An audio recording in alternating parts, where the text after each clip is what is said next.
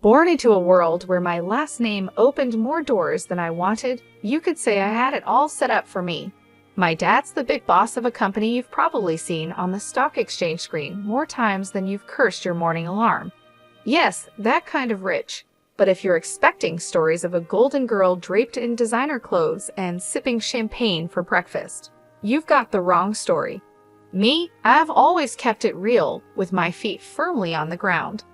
Money is nice, sure, but it's not everything.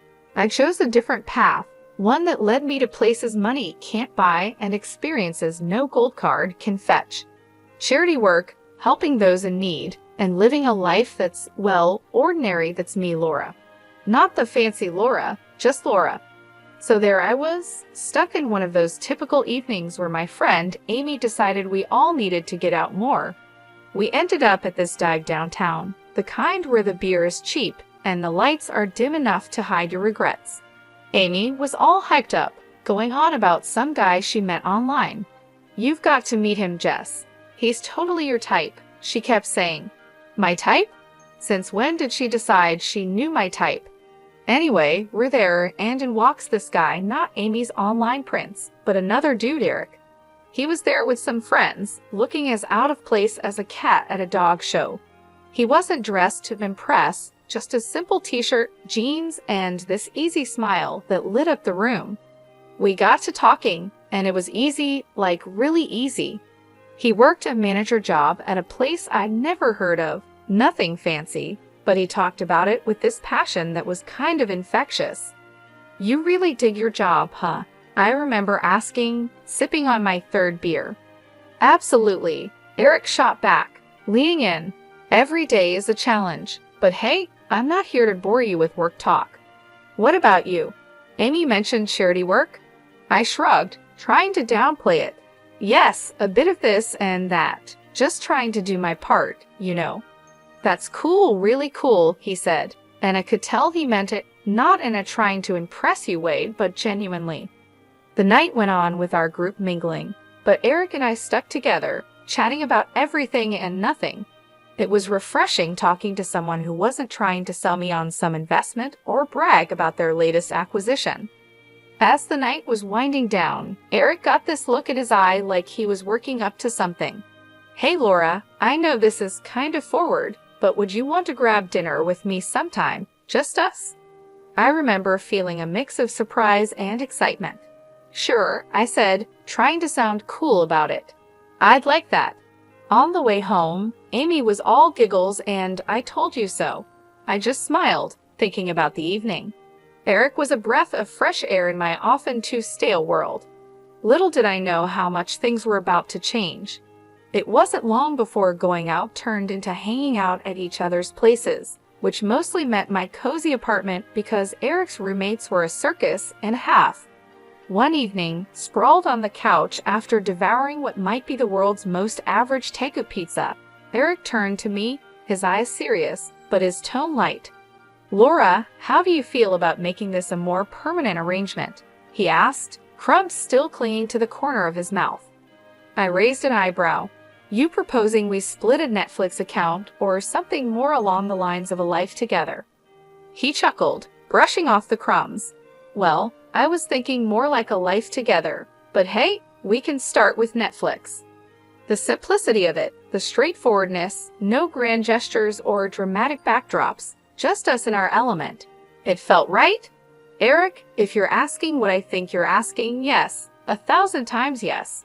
And just like that, with the aroma of cheap pizza as our witness, we decided to tie the knot. It was swift, sure, but when you know, you know. Telling our families was the next hurdle. My folks, well, they've always been about the "as long as you're happy" mantra, but this was putting it to the test. Dad with his business empire and Mom the socialite, they had visions of me settling down with someone more in our circle. I broke the news over dinner, the fancy kind where you're not sure which fork to use for the salad. "Mom, Dad, I'm getting married to Eric." I said the words quickly, almost tumbling out. Dad paused, his fork midair. "Eric, the manager guy? Well, that's quick." Mom simply smiled, but it was a bit tight. "Dear, are you sure? This is rather sudden, isn't it?" But I was firm. Yes, I'm sure. He's amazing, and we're really happy together. Their skepticism was clear, but so was their love. Well, if he makes you happy, darling. Mom conceded, and Dad nodded in agreement. Eric's parents were a whole different story. We went over to their place, a cozy little house that always seemed to smell like fresh cookies or something equally comforting. Kelly and Jason were as down-to-earth as they come, and they welcomed me like I had always been part of the family. Eric tells us you're setting a date. Jason asked, passing me a plate of those famous cookies. Yes, we're thinking sooner rather than later. A small ceremony, nothing fancy, I replied, trying to gauge their reaction. Oh, sweetheart, that's wonderful. We're just thrilled for you both. Kelly beamed. Their warmth was enveloping, a stark contrast to the cautious optimism of my own parents. It was clear right from the start that our worlds were different, but the common ground was the genuine happiness for me and Eric. When planning the wedding, we were on the same page. Keep it simple, keep it us. A small ceremony, close friends and family, and an open bar because, as Eric put it, if we're doing this, we're making sure everyone's having a good time. And that's how it went down. A swift engagement, not because we were rushing, but because everything just clicked into place. Amid the whirlwind, there were quiet moments, looks shared between us that said, we're doing the right thing. And we were. We really were. Living with Eric started off as everything I'd hoped for and more. We were like two peas in a pod, making our little corner of the world in that cozy, modern apartment I had rented. It was ours, filled with love, laughter, and a ton of takeout containers because, let's face it, neither of us were winning any awards in the kitchen. It wasn't long before I started noticing how Eric's parents, Kelly and Jason, had this way of dropping hints about things they liked or needed whenever they came over. At first, it was subtle, almost cute. Oh, Laura, that's a lovely coffee maker. Must make mornings a breeze, Kelly would say, eyeing our shiny new appliance with a gleam in her eye. Or Jason would remark, this sofa is just divine. Our old one's been giving me a right pain in the back, you know. Wanting to be the good daughter-in-law, I took note of these little hints. I'd surprise them with gifts here and their coffee maker for Kelly, a comfortable new sofa for their living room, and so on. Their initial reactions were always the same, a mix of surprise and a little bit of guilt. Oh, Laura, you shouldn't have. This is too much, Kelly would exclaim, her hands fluttering to her chest. But you know, humans are funny creatures. Give them an inch and they'll take a mile. Those initial protests faded away, replaced by a growing list of subtle hints that were about as subtle as a brick through a window. Dinner at your folks' place was lovely, dear. Did you see that new TV they have? Crystal clear. Ours is practically ancient. Eric would relay his parents' latest comments, oblivious to the change in their tone. One evening, after I had just dropped a not-so-small fortune on a fancy new TV for them, Eric and I were curled up on the couch, my head resting in his lap. They really love the TV, babe. You're amazing, he said, his fingers running through my hair. But I felt the weight of their expectations starting to press down on me. Eric, do they expect us to keep doing this? It's getting a bit much, don't you think? I asked. He paused, his hand stopping mid-stroke. What do you mean? They're just happy, that's all, he replied. Happy or taking advantage. I pushed back, sitting up to look at him. It feels like we're their personal shopping service. Eric was taken aback, his brow furrowing. They're not like that, Jess. They're just not used to nice things, that's all. But where does it end, Eric? It's like they've got a taste for it now, and they're not looking back, I argued, frustration creeping into my voice. The conversation ended with an uneasy truce, but it was clear we were on different pages. Kelly and Jason's gratitude had morphed into entitlement, and it was putting a strain on me. I loved Eric, but I wasn't about to become a bottomless ATM for his parents. When my dad's company hit hard times, it felt like the rug was yanked out from under my feet. That cushy life, poof, gone. And with it, the whole dynamic of my relationship took a nosedive. The shift wasn't gradual. It was like flipping a switch from daylight to darkness. I had to break the news to Eric and his folks, and let me tell you, that was a conversation I'd been dreading. Listen, things are going to get tight. Dad's company's tanking and, well, we're in for a rough ride, I told them. I tried to keep my voice steady, but the tremor betrayed my nerves. Eric's reaction was a gut punch. You're kidding me, right? What do you mean things are going to get tight? You're telling me we can't live like we used to because of your dad's mess. His words were cold, and for a second, I wished the floor would swallow me whole. Kelly and Jason's faces were no better, their disappointment barely hidden. This is quite the situation you've put us in, Laura, Jason added, his tone full of reproach. Just like that, the warmth and camaraderie we once shared disappeared, replaced by a cold expectation that somehow I was to blame for my family's financial downturn. Moving in with them was supposed to be a temporary solution. Our once independent life was swapped for a guest room that felt more like a cell in the house of two people who now saw us as a nuisance. The atmosphere was charged with tension, every day a reminder that I'd somehow failed them. We're cutting back on everything because of this, Kelly would remind me, her voice sharp as she served dinner that was a far cry from the lavish meals we used to enjoy. And Jason always had a comment on saving costs. Make sure those lights are off. We're not running a charity here. But Eric was the hardest to bear. The man I married seemed to have vanished, replaced by someone who saw me as a letdown. Can't you do something? Talk to your dad? It's like you don't even care we're living like this. He'd snap, anger flaring over the smallest things.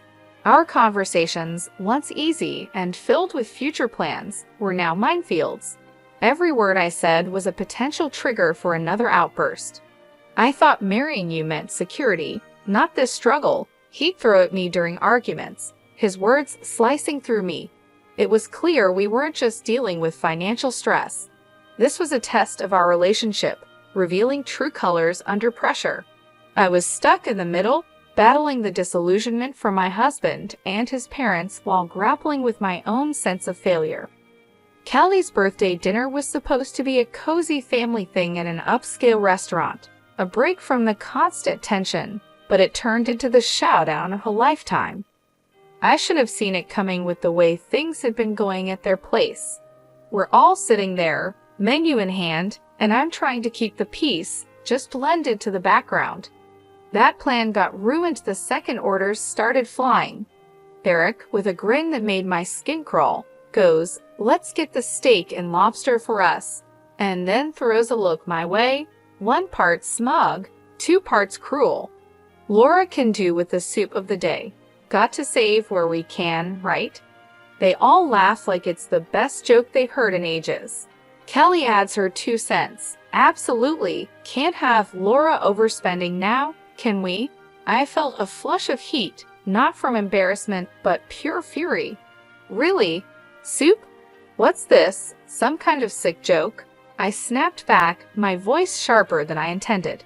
Oh, come on, Laura. It's just a bit of fun, Eric said, that smirk still plastered on his face. That's when I lost it. Fun? This is your idea of fun. When things are tough, you show how petty you really are? I can't believe I fell for your act, I exclaimed. You could hear a pin drop. The whole restaurant was watching now, the awkwardness off the charts. I didn't sit back down. Keep your fancy dishes and your pathetic jokes. I'm out, I said, standing up so fast my chair nearly toppled over, the noise echoing and turning more heads our way. Eric reached out, trying to play the peacemaker. Laura, don't. Let's not make this a scene. A scene? You think I care about making a scene after that stunt? This is about respect, something you clearly have none of, I said, yanking my arm free and heading for the exit. The weight of their stares was on my back, but stepping out into the night felt like breaking out of prison. My phone was blowing up, Eric no doubt trying to do damage control. I ignored it, my mind made up. I drove back to their place, a storm of emotions brewing inside. How had things gone so sour? Eric and I were a team, or so I thought. But that dinner was a slap in the face, a wake-up call I couldn't ignore. Back at the house, I packed my bags in record time, each folded shirt a reminder of the life I was leaving behind. It wasn't just about leaving a place. It was about leaving a relationship that had shown its true colors. I turned off my phone, cutting off the barrage of messages. The silence was eerie but welcome. That night wasn't just the end of a disastrous dinner. It was the close of a chapter. I had no interest in revisiting after the disaster that was Kelly's birthday dinner. I found myself driving to my parents' house. The night was quiet, a stark contrast to the storm raging inside me. By the time I pulled up to their driveway, my decision was made. I needed sanctuary, but more than that, I needed advice, something only my dad could offer. Walking into the house, the familiarity of it all was both comforting and jarring. Mom was asleep, but Dad was up, sitting in his study surrounded by papers that seemed less important the moment I stepped in. "Laura, what are you doing here at this hour? Is everything okay?" he asked, standing up, concern etched on his face. I took a deep breath, and the events of the evening poured out of me in a flood. I told him about the dinner, about Eric and his parents, and how I felt like I'd been reduced to nothing but a source of income for them. Dad listened in silence, his expression hardening with every word. When I finished, he sighed, a sound that carried years of experience and a hint of sorrow. "Laura, I saw this coming. I just hoped I was wrong," he finally said, his voice steady but filled with empathy. "How could I have been so blind, Dad? I thought Eric and I were different," I said, feeling the weight of my naivety. He walked over, putting an arm around my shoulders. "You wanted to see the best in him and them. There's no fault in that. But people show their true colors in tough times. It's a hard lesson, but an important one." I nodded, the reality of his words sinking in. "But what do I do now? I can't go back there. You'll stay here for starters.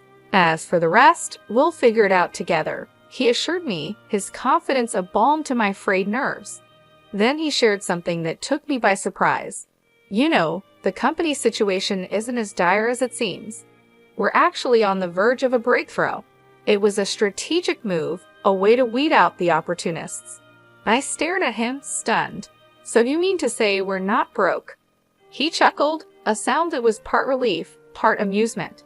Far from it, but it was important to see who would stick around when the chips were down. Unfortunately, Eric and his family showed their true selves. The revelation was a lot to process. My anger towards Eric and his parents was now mixed with a sense of vindication.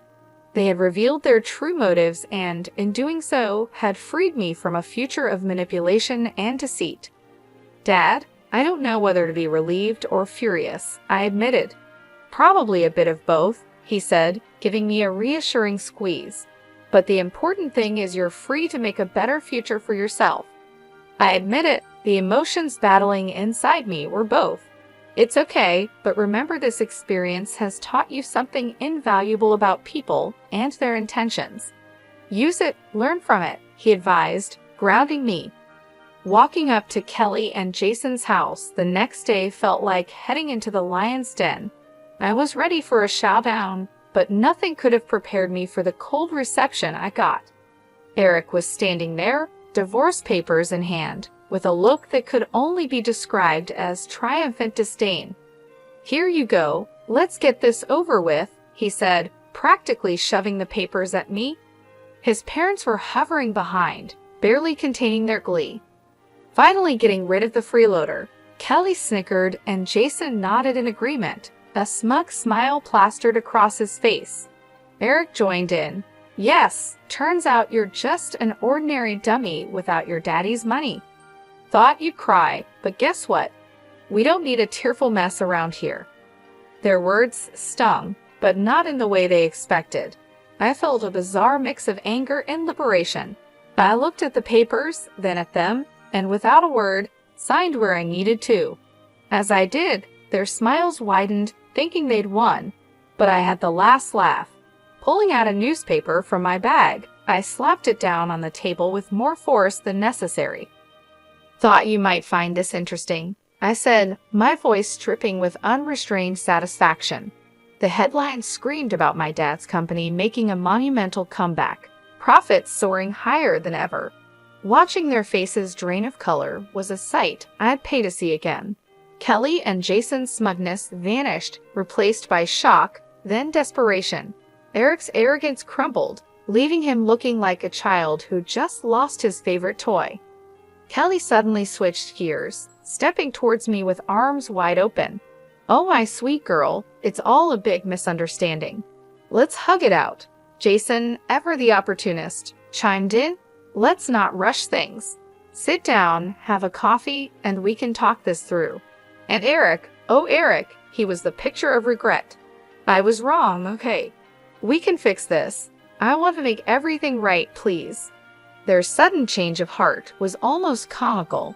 Almost. I couldn't help but laugh, a deep, hearty sound that felt cleansing. "You three are something else, you know that. But here's a news flash for you. I'm done.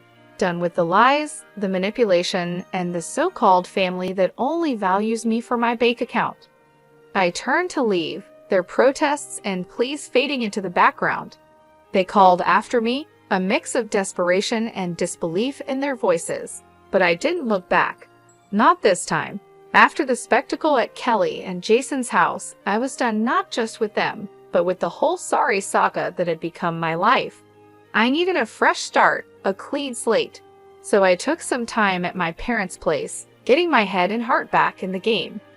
One afternoon, a couple of weeks after the divorce was finalized, I was out for coffee with Amy, my ever-supportive friend who had been there through it all. "Girl, you look like a weight's been lifted," she commented, sipping her latte. I laughed, feeling lighter than I had in months. "You have no idea. It's like I can finally breathe again," I said. Amy leaned in, her expression turning serious. "So what's next for you, Jess? You have a clean slate now." I thought about it, stirring my coffee absent-mindedly. "I'm not sure, but I'm excited to find out. Maybe I'll travel, pick up some of the charity work I had to put on hold. As for love," I paused, giving her a rueful smile. "I think I'll give that a miss for a while. Just make sure you're doing what makes you happy, okay? You deserve it after all that drama," she said, reaching over to squeeze my hand. "Thanks, Amy. That's the plan." Not long after that conversation, my phone started buzzing with calls and messages from Eric. He was pleading, saying he had changed, that we could start over. His parents even got in on the act, sending messages filled with apologies and invitations to talk things over. Sitting in my room, phone in hand, I couldn't help but laugh. The sheer audacity was almost admirable. Almost. I typed out a response, one I've been mulling over for days. "Eric, moving on means moving forward, not going back to what broke you. I wish you all the best, but this is where our path ends for good. Take care." Hitting send felt like closing the final chapter of a book I'd been stuck in for too long, and just like that, I was ready to start writing a new one. The next few months were a blur of activity. I threw myself into my work, took up volunteering with a vengeance, and even booked a solo trip to a place I'd always wanted to visit. Life was full, and for the first time in a long while, it was fulfilling too. One evening, sitting on a balcony overlooking a bustling street in a far-off city, I felt a sense of peace and excitement for the future. I was ready for whatever came next. I realized I'd found what I'd been searching for all along. Peace. The drama, the heartache, the betrayal, it all seemed like a distant memory. My phone buzzed with a new message, but this time it was from a number I didn't recognize. Hesitantly, I opened it. It was from someone I'd met during my travels, someone who made me laugh and think in equal measure. "Hey Laura, how about dinner when you're back? No expectations, just food and good company."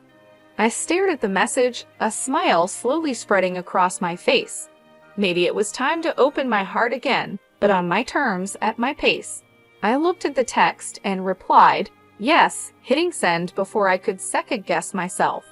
Looking out at the city lights, I felt a sense of excitement for the future. I had moved on, not just from Eric and his family, but from the person I was when I was with them. I was stronger, wiser, and ready for whatever came next.